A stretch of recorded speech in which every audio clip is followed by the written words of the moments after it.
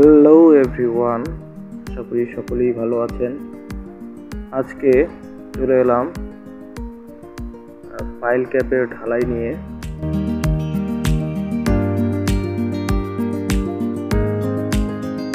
এটি হচ্ছে একটি 24 মিটার আরসিসি গার্ডার ব্রিজ।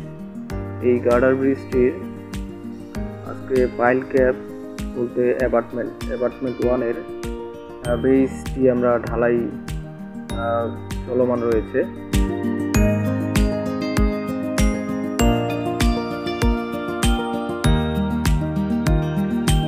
আজকে আপনাদেরকে দেখাবো কিভাবে আমরা ঢালাই সম্পন্ন করি।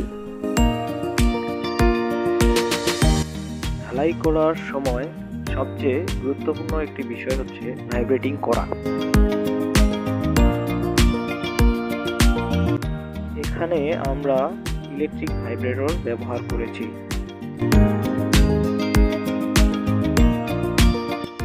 সকলকে ধন্যবাদ জানিয়ে শেষ করছি এবং পরবর্তী ভিডিও পেতে চ্যানেলটি সাবস্ক্রাইব করে দিতে ভুলবেন না।